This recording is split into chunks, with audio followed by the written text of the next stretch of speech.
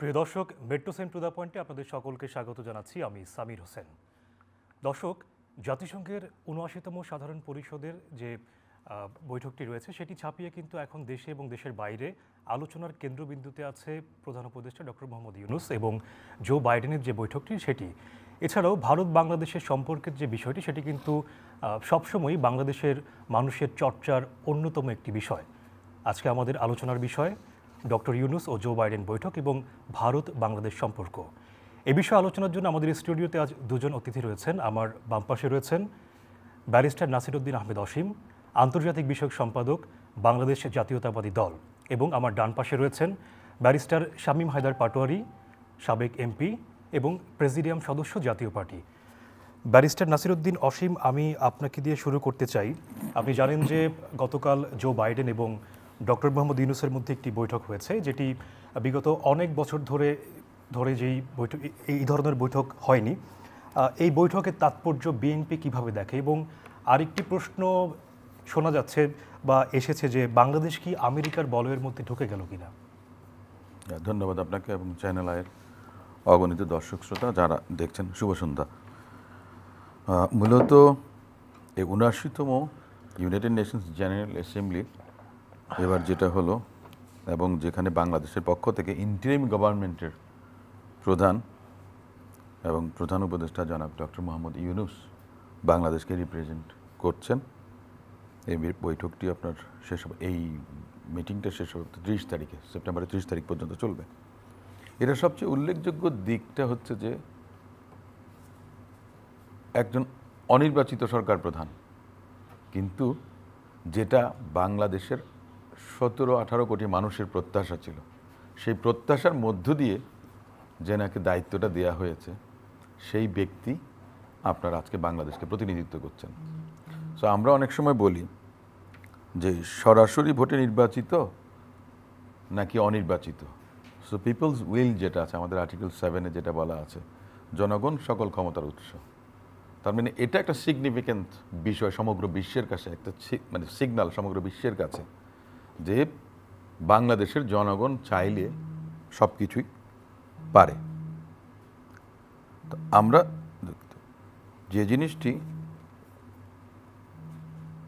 যে জিনিসটি দেখেছি গত 16 বছর ধরে, আমরা একটা উত্তরণের পথ পেয়েছি।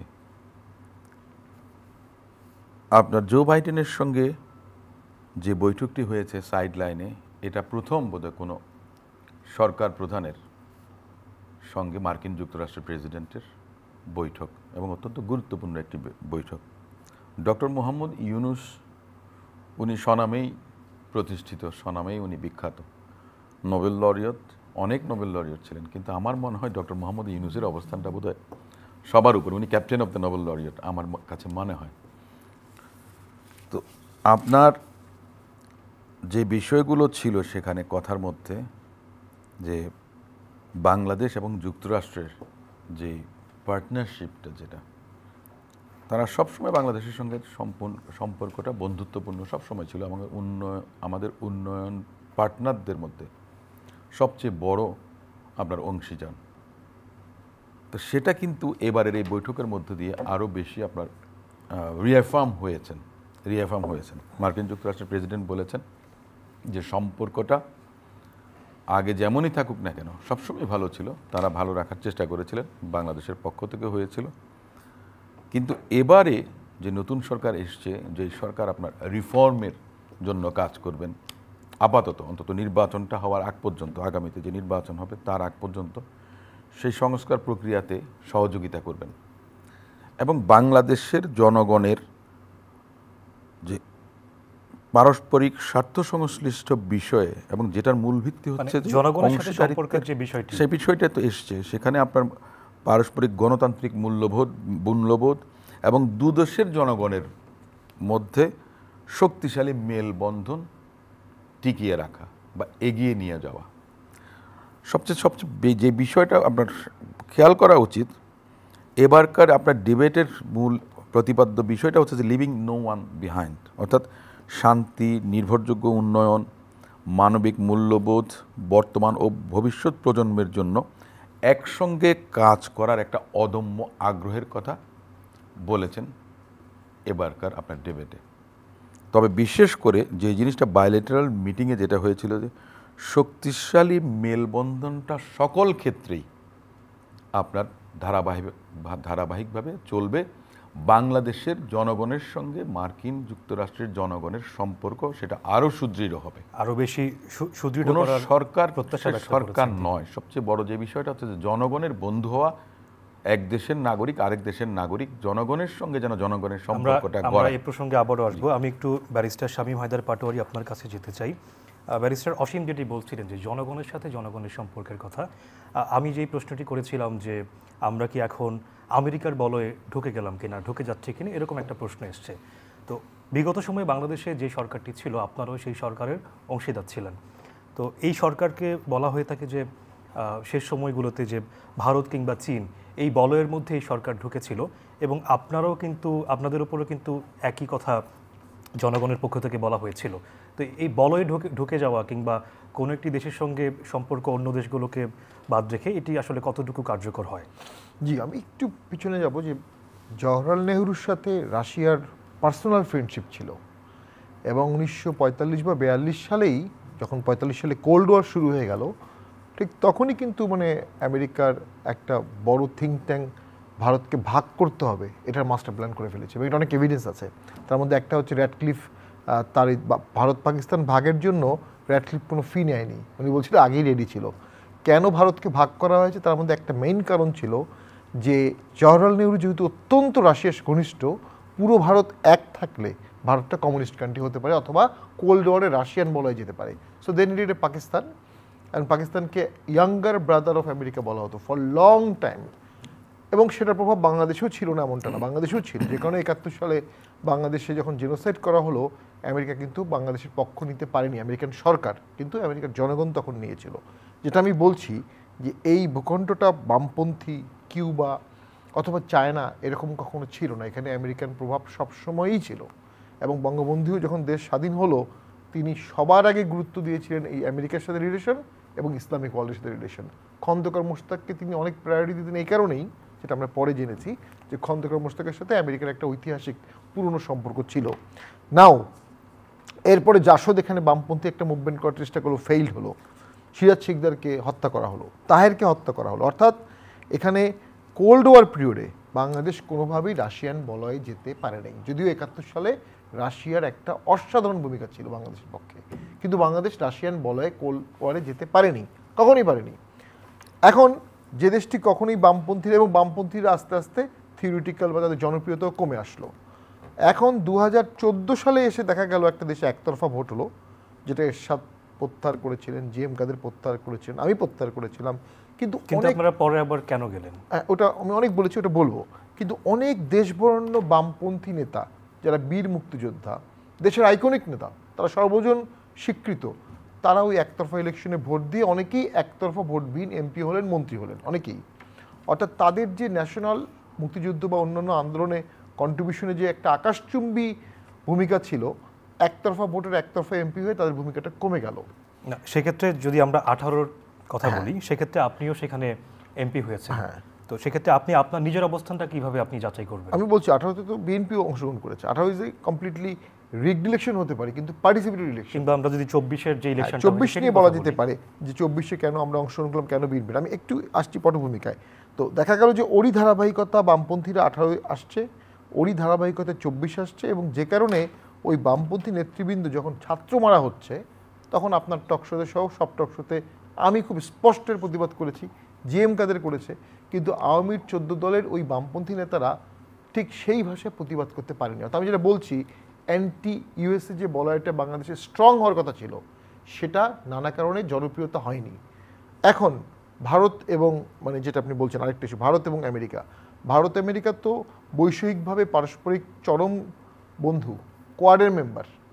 চায়নাকে প্রতিরোধ করার জন্য গ্লোবালি তারা একসাথেই কাজ করে, একসাথেই উঠা বসা করে, ব্যুরোক্রেসিতেও আছে। বাংলাদেশ ইস্যুতে দীর্ঘদিন বাংলাদেশকে আমেরিকা ভারতের চোখেই দেখেছে, এটা আমাদের স্বীকার করতে হবে। বাংলাদেশকে যদি আমেরিকা ভারতের চোখে না দেখতো, তাহলে এদেশে 2018-র ভোটটাও হতো না, 2014-র ভোটটাও হতো না। কিন্তু সেক্ষেত্রে at some point 14 আর 18 ভোটের কথা যদি আপনি প্রসঙ্গ যেহেতু তুললেন, সেখানে আমরা ভারত আমেরিকার কথা বলছি এবং এই ভোটগুলো ত্রুটিপূর্ণ সেটা আমরা সকলে জানি, অনেকে অনেকবার বলেছেন রাজনৈতিক দলগুলো। সেক্ষেত্রে আপনাদের দায়ের জায়গাটা আপনারা কি কতটুকু দেখেন? এটা একটা বিশাল বৈষয়িক রাজনীতি। 154 জন আনকন্টেস্টেড হয়েছে যে ভোটে, সে ভোটে সরকার 5 বছর ছিল না। আর যে ভোটে আনকন্টেস্টেড হলো না 24 সালে, সে ভোটে সরকার টিকলো 7 মাস। কেন 5 বছর টিকলো আর কেন 7 মাস মাত্র টিকলো? এখন বিষয়টা হচ্ছে কারণ হচ্ছে দৃষ্টিভঙ্গি। সরকারের উপর যেভাবে এখন অভিযোগের তীরগুলো যাচ্ছে, সেগুলো কি একইভাবে জাতীয় পার্টির উপরও বলা যায় না? কখনোই বলা যাবে না, কারণ রাজনীতি কোনো ম্যাথমেটিক্স না।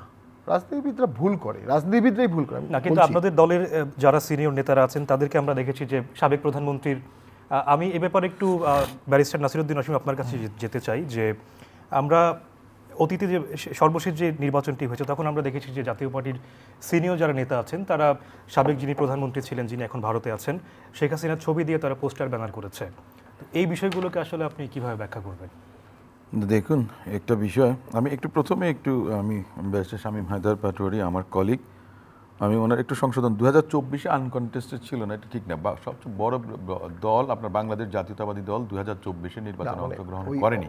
মানে ভোটের আগে যে ঘোষণা হয়েছে 14 সালে দেখা গিয়েছিল, নির্বাচনের আগেই 14 সালে তো ওইটা হয়নি। আমি ওই অর্থে বলছি, সেটা তো নির্বাচন বর্জন, এটা আপনি একতরফা বলতে পারেন, একতরফা আগে থেকেই ছিল।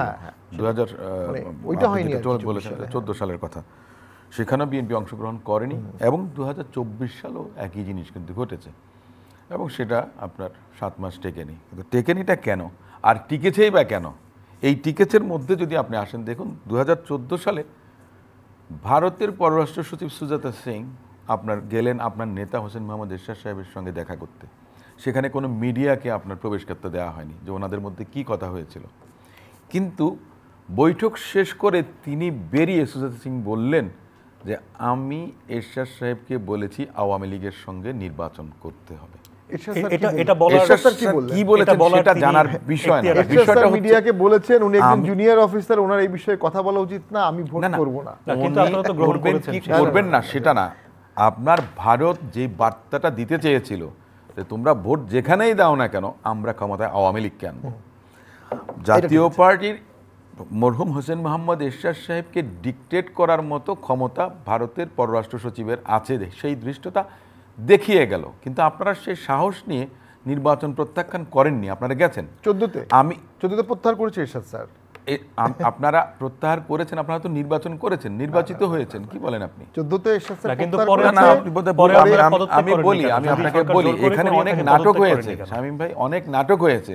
আপনার নেতাকে মানসিক বিকারগ্রস্ত কিংবা অসুস্থ বলে সিএমএইচে আটকিয়ে রাখা হয়েছিল, বিদেশ পাঠিয়ে দেওয়ার চেষ্টা করা হয়েছিল। তখন আপনারা আন্দোলন করলেন না কেন?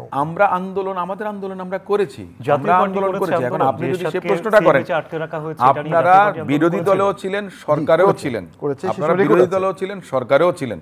অদ্ভুত একটা বিষয়, আবার যারা সরকারে ছিলেন তারা বিরোধী দলও ছিলেন, কারণ সরকার আর বিরোধী দল মিলে একাকার হয়ে গেছে। পার্লামেন্টে কোনো ট্রেজারি বেঞ্চ বলে কিছুই ছিল না, অপোজিশন বলে কোনো কিছুই ছিল না। আপনার সব এক ঘরের মধ্যেই আমরা মোটামুটিভাবে মামু ভাইগনা প্রাইভেট লিমিটেড হয়ে গেছিল। বাংলাদেশে এই ধরনের রাজনৈতিক কালচারটা তৈরি হয়েছে। বিভিন্ন রাজনৈতিক দলগুলো স্বৈরশাসকদের শাসন প্রলম্বিত করার জন্য তারা তাদের দায়ভার এড়াতে পারবেন না। আপনাদের নেতৃবৃন্দের বক্তব্য পার্লামেন্টে দিয়েছিল যে বিএনপি জামাত আগুন সন্ত্রাস করে। আমরা যখনই আপনার আন্দোলন করতাম আমাদেরকে বলা হতো এরা জঙ্গি। এ ধরনের একটা অবস্থান বাংলাদেশে তৈরি করেছিল। সেখানে যে শুধু আমি রাজনৈতিক দলগুলোর কথা বলছি তা না, কিন্তু বিভিন্ন সিভিল প্রশাসন বলেন, পুলিশ প্রশাসন বলেন, গোয়েন্দা সংস্থা বলেন, সরকারের অনেক আপনার বিভাগ আছে যারা আপনার অপশাসনকে ধরে রাখার জন্য যে লুটপাটে যেন আপনার স্টেক হোল্ডার হতে পারেন কিংবা অপকর্মগুলো নির্দ্বিধায় চালিয়ে যেতে পারেন। এবং একটা পর্যায়ে এসে আমরা শুনেছি যে পুলিশের এসপিরা আওয়ামী লীগের এমপিদেরকে ধমক দিয়ে বলতেন বা ওসিও বলতেন যে আপনারা ভোটে আসেন না, আপনাদেরকে আমরা এমপি বানাইছি। 18 সালে দিনের ভোট রাতে হয়েছে।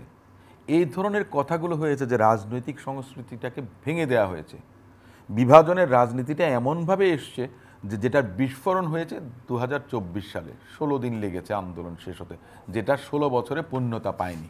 কিন্তু 16 বছরের নির্যাতন, অন্যায়, নিপীড়ন, অপশাসন, ব্যাংক লুট, টাকা পাচার সমস্ত কিছু মিলে পরিশেষে তো আপনার স্বৈরাচারের তকমা নিয়ে ডেফিনেটলি চলে যেতে সেটা হয়েছে বা হয়েছে। ক্ষমতাচ্যুত কোনো করা হয়েছে। দেশেই পৃথিবীর ইতিহাসে দেখা যায় আপনার ডিকটেটর বা টাইরান্টরা অনির্দিষ্ট কালের জন্য বাট ফর এ পারপেচুয়াল পিরিয়ডের জন্য ক্ষমতায় থাকতে পারে। আমি এই প্রসঙ্গে একটু ব্যারিস্টার শামীম হায়দার পাটোয়ারি আপনার কাছে যেতে চাই। আপনাদের মিত্র বলি বা আপনারা তাদের মিত্র বলি, আপনাদের দুই মিত্রের ক্ষেত্রে কিন্তু যদি দেখা যায় যে একই জিনিস ঘটেছে। 90-এর যে গণ অভ্যুত্থান, তার আগেও কিন্তু স্লোগান দিয়েছিল ছাত্ররা যে এক দফা এক দাবি এরশাদ তুই কবে যাবি। আবার 2024-এ যখন শেখ হাসিনার সরকারের পতন হলো, তার আগেও কিন্তু একই স্লোগান হয়েছে, এক দফা এক দাবি শেখ হাসিনা তুই কবে যাবি, বা স্বৈরাচারী হাসিনা তুই কবে যাবি। তো এই বিষয়ে আপনার ব্যাখ্যা কি? এরশাদ স্যারের 8 বছর ক্ষমতায় ছিলেন, স্বাভাবিকভাবেই উনি যে 88 সালের ভোটটা করেছিলেন সেটা আওয়ামী লীগ এবং বিএনপি দুটি বড় দলই বর্জন করেছিল। দুটি বড় দল যখন একটি ভোট বর্জন করে, সেই সংসদটি সাধারণত কখনোই লম্বা সময় থাকে না, 2 বছর ছিল। ওটাই আমি বলছি, 14 সালে এসে প্রথমবার আমরা একটা সংসদ পেলাম যেটা একতরফা এবং 5 বছর থাকলো। আমি কেন বিএনপিকে দোষ দিব না, মানে বলবো বিএনপি এরশাদ স্যার যখন 14 সালে নির্বাচন বর্জন করলেন, এটা হিউজ সেন্সেশন ক্রিয়েট করলো। আমরা 270 জন মনোনয়ন প্রত্যাহার করেছি, 270 জন মনোনয়ন প্রত্যাহার করার পরে সেই মুহূর্তে যদি বিএনপি একটা আন্দোলন ডাক দিত দেশব্যাপী, 14 সালেই অনেক কিছু পরিবর্তন হতো। বিএনপি না, আমাদের তো আন্দোলন চলছিল না, ওই আন্দোলন তো চলছিল, ওই আন্দোলনটা ইফেক্টিভ ছিল না, ঢাকা শহরমুখী ছিল না, আন্দোলনটা বেগ বাড়াতে পারতো। কারণ সেই মুহূর্তে যখন এরশাদ প্রত্যাহার করেছে, আন্দোলনের একটা নতুন ডাইমেনশন সৃষ্টি হলো। কোনো একটা অজানা কারণে বিএনপি 2-3 দিন খুব একটা আন্দোলন করেনি, হয়তোবা তারা এরশাদের মতিগতি বুঝছিলেন, বা সেই সময়ের মধ্যেই কিন্তু একটা বি টিম জাতীয় পার্টি দাঁড়িয়ে যায়। দেখুন, এরশাদ স্যার পার্টির চেয়ারম্যান, কিন্তু উনি কিন্তু বিরোধী দলের নেতা ছিলেন না 14 থেকে 18। তো এটার মধ্যে বুঝতে হবে একটা কম্পালশন ছিল। আমি শেষ করছি। আর ওই 14 সালের পরে জাতীয় পার্টি আর কোনোদিনই প্র্যাকটিক্যালি স্বাধীনভাবে রাজনীতি করতে পারেনি। আমরা অবশ্যই ভোটে যাওয়া যদি দোষের হয়, সে দোষে আমরা কিছুটা দুষ্ট, কিন্তু আমরা কোনো হত্যাকাণ্ড, জেনোসাইডের পক্ষে কথা বলেছি, সমালোচনা করিনি এমন কোনো নিদর্শন নাই। সংসদের টকশোতে স্পষ্ট ভাষায়, গুমের বিরুদ্ধে স্পষ্ট ভাষায়, ব্যাঙ্গালুরুর বিরুদ্ধে স্পষ্ট ভাষায় আমাদের সেই কথাগুলোতে কাজ হয়নি। এর কারণ হচ্ছে আমরা সংখ্যায় কম ছিলাম। না, কারণ আপনারা তো সংখ্যায় কম, সেটা ঠিক আছে, আবার আপনারা মন্ত্রীও ছিলেন। মন্ত্রী আমাদের মধ্যে কয়েকজন মন্ত্রী ছিলেন, এটা সত্য। তবে সে সময় আমি সংসদে ছিলাম না, আমি শেষের দিকে গিয়েছিলাম। তো 18-র পরে কিন্তু আমরা এমন কোনো জাতীয় ইস্যু নাই যেটা নিয়ে আমরা কথা বলিনি। যে আদনান তোহা উনি গুম হয়েছিল, ওই দিনই আমরা কথা বলেছি। আইনজীবীকে মেরেছে, ওই দিনই আপনারা কথা বলেছেন, সেটা দেশের মানুষও দেখেছে, কিন্তু আপনারা ক্ষমতাও ভোগ করেছেন না। একটা বিরোধী দলের এমপি হওয়ার খুব বেশি, অসীম ভাইরা তো এমপি হবে, অনেক এমপি বানাবেন, ওরাই বুঝবেন বিরোধী দলের এমপি হওয়ার কি ক্ষমতা, মানে অডেল কোনো ক্ষমতা আছে এমন কিছু না। আপনি তাহলে তো আপনি পদত্যাগ করতে পারতেন, হ্যাঁ, বা গৃহপালিত, মানে আপনাদের অবস্থানের কারণে আপনাদেরকে বলা হতো একটা সময় গৃহপালিত বিরোধী। পদত্যাগ করতে পারতাম আমরা, যেমন সত্য। বাট এটাও সত্য, বিএনপির 6 জন এমপি তো 4 বছর 3 মাস ছিল না। তো 4 বছর 3 মাস তো আমরা বিএনপি সহই ছিলাম। সুলতান মনসুর ভোট করেছে বিএনপির জোটে, উনিও ছিল 5 বছর। মোকাব্বির খান উনিও গণফোরাম থেকে এবার বিএনপির জোটে ভোট করেছে, ওরাও ছিল 5 বছর। তো 7 মাস আগে বিএনপির 6 জন পদত্যাগ করেছে, কিন্তু তারাও তো 4 বছর 3 মাস ছিল, কারণ সংসদে থাকারও একটা গুরুত্ব আছে। আমি এই প্রসঙ্গে একটু, ব্যারিস্টার অসীম, আপনাদের এমপিরা কেন সংসদে গিয়েছিলেন, তারা কেন পদত্যাগ করেননি?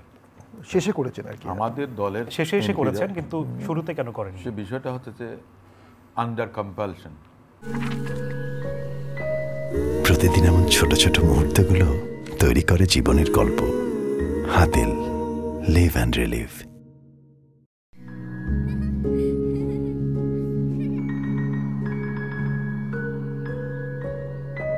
প্রতিদিন এমন ছোট ছোট মুহূর্তগুলো তৈরি করে জীবনের গল্প। Hatil, live and relive. আমি যতটুকু জানি যে আন্ডার কম্পালশন তারা ওথ নিতে বাধ্য হয়েছিলেন, otherwise they will be sent to jail. বিষয়টা এ ধরনের ছিল। কিন্তু আপনার যেই সংসদে কোনো কাজই হয় না, যেই সংসদে জনগণের কথা বলা হয় না, আইন প্রণেতাদের কাজ আইন প্রণয়ন করা, সেখানে তো তা হয় না। সেখানে তো আমরা দেখেছি গত 16 বছর 14 বছর 16 বছর বাংলাদেশ জাতীয়তাবাদী দলের প্রতিষ্ঠাতা, যিনি মুক্তিযুদ্ধের ঘোষক শহীদ রাষ্ট্রপতি জিয়াউর রহমান, মুক্তিযুদ্ধের সেক্টর কমান্ডার, তাকে নিয়ে বিষোদ্গার করা হয়েছে আপনার প্রথম পার্লামেন্ট, যেটা 2009 থেকে শুরু হয়েছে আপনার 2014 সাল পর্যন্ত। সেখানে 67% সময় আওয়ামী লীগের এমপিরা বা আরও অনেকে আছেন, এবং এমনকি জাসদের এমপিরা যারা ছিলেন, যারা মরহুম শেখ মুজিব হত্যাকাণ্ডের সঙ্গে মোটামুটিভাবে প্রত্যক্ষ এবং পরোক্ষভাবে যারা জড়িত ছিলেন, তারা কিন্তু আওয়ামী লীগ নেত্রী শেখ হাসিনার দ্বারা পুরস্কৃত হয়েছে। দর্শক, আমাদের আলোচনা চলবে, যুক্ত থাকুন চ্যানেল আইয়ের ফেসবুক এবং ইউটিউবে। পরবর্তীকালে প্রত্যেকটি পার্লামেন্টে তোফায়েল আহমেদ সাহেবের মতো লোককে শেখ হাসিনা মন্ত্রী বানাননি। কেন বানাননি? সেই সংস্কার 1/11 সময়ে ভূমিকার কারণে মন্ত্রী করেননি। উনি বলেছেন যে আমি ক্ষমা করে দেই কিন্তু ভুলি না। তোফায়েল সাহেব নিজের মন্ত্রিত্ব ফিরে পাবার জন্য পার্লামেন্টে বলেছিলেন তারেক রহমানকে, তোর বাবা 150 টাকার না 250 টাকার মেজর ছিল, 400 টাকার মেজর ছিল, আমার কাছে এসে বসে থাকতো। ওনার মতো বয়োজ্যেষ্ঠ, ওনার মতো সিনিয়র নেতা, উনি ছাত্রলীগের স্বাধীনতা যুদ্ধের সময়কার ওনাদের অবদান, সে ধরনের ব্যক্তি যখন এ ধরনের কথাবার্তা বলেন পার্লামেন্টে, তাহলে মনে করতে হবে সে দেশের রাজনীতিবিদরা রটেন হয়ে গেছেন এমনভাবে, এবং বাকিদেরকেও ওনারা এনকারেজ করেন যে খারাপের জন্যে বা একটা পদের লোভে আপনার কতটুকু নিচে নামতে পারেন, ব্যক্তিত্ব বিসর্জন দিতে পারেন, এটা তো আমরা ওনাদের কাছ থেকে এক্সপেক্ট করি না। আমাকে শামীম ভাই যে কথাটা বলেছেন সত্যি কথা বলছে, যে আপনি বললেন যে 14 সালে আমরা আন্দোলন করতে পারিনি ঢাকামুখী। সে সময় মনে আছে কি আপনাদের প্রয়াত সাংবাদিক জনাব মুসা বলেছিলেন যে গণপ্রজাতন্ত্রী ঢাকা সরকার, বাংলাদেশের প্রত্যেকটা জেলা আপনার ডেডলক হয়ে গিয়েছিল। আওয়ামী লীগের নেতারা, আমি মনে করি একটা জিনিস আমি নিজেও বলেছি, বিএনপিও হয়তো এখন স্বীকার করেছে 2014 সালে নির্বাচনে না যাওয়াটা একটা ভুল ছিল। আপনার আওয়ামী লীগের এমপির মনোনয়ন দেওয়ার পরে আওয়ামী লীগের এমপিরা তাদের কনস্টিটিউয়েন্সিতে যেতেন কিনা আমার সন্দেহ আছে, নমিনেশন পেপারটা সাবমিট করতেন কিনা সেটাতেও আমার সন্দেহ আছে। এটা আমি বলতে পারি, এটা আমার কাছে তখন মনে হয়েছিল, এটা এখন না, আমি তখনও বলেছিলাম। এটা কেন হতো? তখন নাই তো, সব আওয়ামী লীগের নেতারা মফস্বল ছেড়ে ঢাকায় চলে এসেছেন, যার কারণেই তো আমাদের প্রয়াত সাংবাদিক জনাব মুসা সাহেব বলেছিলেন যে গণপ্রজাতন্ত্রী ঢাকা সরকার। আর ঢাকাকে কনসলিডেট করে রেখেছে এখানে র্যাব বলেন, পুলিশ বলেন, বিজিবি বলেন, এপিবিএন বলেন, আনসার বলেন, সমস্ত কিছু। তারপরে আছে দলীয় ক্যাডাররা, সব বাইরে থেকে এসে, ঢাকার বাইরে থেকে এসে ঢাকাতে জড়ো হয়েছে, এবং তাদের সেই শক্তিটা অনেক বেশি ছিল। অস্ত্র, বৈধ অস্ত্র, অবৈধ অস্ত্র, পুলিশের পোশাকে আপনার লাইসেন্সধারী আপনার অস্ত্র নিয়ে আপনার তারা মনে করেন যে মানুষের উপরে হামলা করেছে, আপনার নাটক করতো তারা। 600-700 ভাঙা টিনের গাড়ি কিন্তু কিনে সেগুলিকে জ্বালিয়ে দিয়ে দেখাতো যে বিএনপি আগুন সন্ত্রাস করছে। আমি এবারও বলি যে এই যে তাদের চরিত্রটা দেখেন, আমাকে সেতু ভবন মামলায় 2 দিন পরে গ্রেফতার করা হয়েছে, আনলফুল ডিটেনশনের শিকার ছিলাম আমি, শামীম ভাই নিজে একজন ব্যারিস্টার। আমাকে 24 ঘন্টার মধ্যে আমাকে জানতে হবে যে আমাকে কেন গ্রেফতার করেছেন। 2, আমাকে আমার lawyer of my own choice, I have to give N chance to consult with my lawyer, সেগুলি কোনো কিছু করা হয়নি। 2 দিন পরে আমাকে কি করলেন, সেতু ভবনের মামলায় দিলেন। সেতু ভবনের নিচের তলায় গাড়িগুলো পড়েছে, দেখবেন যে ওগুলো কেমিক্যাল দিয়ে পোড়ানো, জেলি দিয়ে পোড়ানো, ইউনিফাইডলি গাড়িগুলো একেবারে মনে হয় যেন পুড়ে রাস্ট হয়ে যায়, মরিচা ধরে যায়। যেমন এটা এমনি আগুন দিতে গেলে হয় না। 1 তলা বাদ দিয়ে 2, 3 থেকে 11 তলা পর্যন্ত পড়ে না। 12 তলা কেন পড়ে? যেখানে সমস্ত দুর্নীতির ফাইল, ব্রিজ, কালভার্ট, বড় বড় প্রজেক্ট, সমস্ত কিছু কাগজপত্র। আমি যদি এই প্রসঙ্গে একটু বলি যে আন্দোলনটা হলো, শেখ হাসিনা সরকারের পতন হলো, এই আন্দোলনটার সূচনা হয়েছে ঢাকা বিশ্ববিদ্যালয় থেকে, এবং ছাত্রদের হাত ধরে আন্দোলনের সূচনা হয়। একটা সময় গিয়ে জনতাও সেখানে অংশগ্রহণ করে, এবং বিভিন্ন রাজনৈতিক দলেরও অবদান আছে। তো যেই বিষয়টা ছাত্ররা ঘটাতে পারলো, আপনারা একটি রাজনৈতিক দল, আপনাদের প্রতিটা জেলা, উপজেলায়, থানায়, ইউনিয়নে, ওয়ার্ডে আপনাদের কমিটি আছে, সংগঠন আছে, আপনারা কেন পারেনি কেন? আমি একটা কথা বলি, আমার বড় ভাই একটা ফেসবুক স্ট্যাটাস দিয়েছিল, সে যুক্তরাষ্ট্র প্রবাসী। সে বলেছে by using a bad word, within bracket সে লিখেছিল রাজাকার, the fascist government rule this country for 16 long years. By using the same word, Rajakar, this government couldn't sustain for 16 days. 16 বছর রাজাকার বলে আপনি ক্ষমতায় ছিলেন, আবার এই রাজাকার বলে 16 দিনে আপনাকে ক্ষমতা ছাড়তে হয়েছে। সেটা ছাত্রদের, আমি এখন জিনিসটা বলছি কেন, এখন আমি আপনাকে বলি জিনিসটা কেন, আপনি বলছেন যে কেন হয়নি। না, এটা কি আমাদের ব্যর্থতা কিনা? নো, এটা ব্যর্থতা না, তো ব্যর্থতা না। আমরা তো 28শে অক্টোবরে তো লক্ষাধিক জনগণ নিয়ে আমরা সমাবেশ করেছি, কিন্তু আমাদের উপরে যে দমন পীড়ন কিভাবে হয়েছে, আপনার সাউন্ড গ্রাইড থেকে না, আমি একটা কথা বলছি, আমি আসছি একটা জিনিস আছে, ছাত্রদের মধ্যে আবেগটা অনেক বেশি কাজ করে, তাদের সাহসটা অদম্য সাহস, বুক ভরা সাহস, তারা কোনো কিছু চিন্তা করে না। একটা জিনিস আছে যে তাদের কোনো কেউ নেতৃত্ব দেয়নি, নেতাদের সাহস বলতে পারেন কম, কিন্তু তাদের কোনো নেতা ছিল না। এই যে আন্দোলনটা গেল, এই আন্দোলনের নেতাদেরকে ডিবি নিয়ে গেছে, স্বরাষ্ট্রমন্ত্রী কিংবা আইনমন্ত্রী মিটিং করে 3-4 জন সমন্বয়ক, তাদেরকে নিয়ে গিয়ে বলে এবং সমন্বয়করা বেরিয়ে এসে বলেন যে সব মানা হয়ে গেছে, আর কোনো আন্দোলন নাই, ছাত্র ভাইয়েরা ক্লাসে ফিরে যাও। তাদের কথা কি কেউ শুনেছে? তাদের কথা কেউ শোনেনি, কারণ তখন প্রত্যেকেই নেতা হয়ে গেছে, প্রত্যেকেই নেতৃত্ব দিয়েছে স্ব অবস্থান থেকে। আমার ছেলে তার 18 বছর হয়েছে এখন, সে আমাকে বলতো যে বাবা এই দেশের রাজনীতি খুব খারাপ এবং খারাপ মানুষরাই বোধহয় রাজনীতি করে, রাজনীতি আর করো না। আমার সেই ছেলেও আপনার পানির বোতল নিয়ে আপনার আন্দোলনের সময় সাধারণ ছাত্রদেরকে পানি দিয়েছে। যে আমার ওয়াইফের এক বান্ধবী আছে, সে বলছে যে অসীম ভাই তুমি পলিটিক্স ছেড়ে দাও, এটা অনেক রিস্কি। আমি দেখতাম যে আমি জানলাম যে পরে যে 3,500 আপনার প্যাকেট করতো, খিচুড়ির প্যাকেট কিংবা তেহারি করতো ওই ছাত্রদের মাঝে ডিস্ট্রিবিউট করার জন্য। তার মানে এই আন্দোলনটাতে সকল স্তরের জনগণের, নাগরিকের, শ্রমিক, কৃষক, মুটে, মজুর, আবাল, বৃদ্ধ, বনিতা। আপনার তো এই আন্দোলনেতে এক পুলিশ অফিসারের ছেলেও মারা গেছে, একজন আপনার কি বলে সরকারি সচিবের স্ত্রী মারা গেছেন, ডাক্তার একজন মারা গেছেন। আমার ওয়াইফের অফিসের যে HR ম্যানেজার, সে আপনার আন্দোলন করতে গিয়ে উত্তরায় রাস্তার মাঝখানে মনে করেন যে বুলেট বুকে পেতে নিয়েছে। আপনি যেটি বলছিলেন, যেটি আমরাও টেলিভিশনে কিংবা সোশ্যাল মিডিয়া দেখেছি, যে এই জন্যই হয়তো বলা হচ্ছে নতুন বাংলাদেশ, দ্বিতীয় স্বাধীনতা, যেখানে মায়েরা, সন্তানেরা সবাই অংশগ্রহণ করেছে, শ্রমিক, রিক্সা চালক, সবাই, মা বাবা এবং বাবারা। আমরা দেখা গেছে যে আপনি পানির কথা বলছেন, কিংবা খাবার নিয়ে সবাই পাশে দাঁড়িয়েছে। এই আন্দোলনটা আমি আপনাকে বলি শুরুটা হয়েছিল কখন, 2018 সালে। এবং আরেকটি ঘটনা, একটি ছেলে সে তার পরিবারে বলে এসেছে যে তার যদি মৃত্যু হয় আন্দোলনে গিয়ে, তার লাশ যাতে দাফন করা না হয়, এবং সে একটা চিঠি লিখে বাসায় রেখে অনুমতি নিয়ে গিয়েছে। এরকম ঘটনা কিন্তু এরকম তো ঘটেছে। আরেকটি বলেছে যে আর নাও ফিরতে পারি, আমি সরি যে আমি চলে যাচ্ছি তোমাদের না বলে, কিন্তু আমার ভাইদের পাশে আমাকে যেতে হবে। খুবই আবেগঘন আপনার একটা চিঠি লিখেছিল তার মাকে এবং বাবাকে।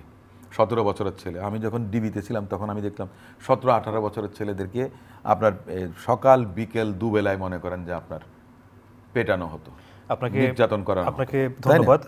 আমি একটা জিনিস দিয়ে একটু শেষ করছি, সেটা হচ্ছে যে এই আন্দোলনটা কিন্তু একটা ল্যান্ডমার্ক, একটা দৃষ্টান্ত। আমি মনে করি যে সবারই কিন্তু একটা শিক্ষা নেওয়া উচিত, যে আগামীতে যারাই নির্বাচিত হোক না কেন, বাংলাদেশের যে ছাত্র সমাজ যে দৃষ্টান্তটা তৈরি করেছে, সেটা আগামীতেও তারা যে কোনো সময় রাস্তায় নেমে আসতে পারবে, যে কোনো অপশাসন। আরেকটি বিষয় আলোচনার যেটি হচ্ছে, গতকাল সেনাপ্রধান বলেছিলেন যে 18 মাসের মধ্যে নির্বাচন দেওয়ার, এবং সাথে সাথে আমরা দেখলাম যে বিএনপি এটিকে স্বাগত জানিয়েছে। আপনাদের কি নির্বাচনমুখী হওয়ার যে স্পিড, সেটি কি আরও বেড়ে গেছে?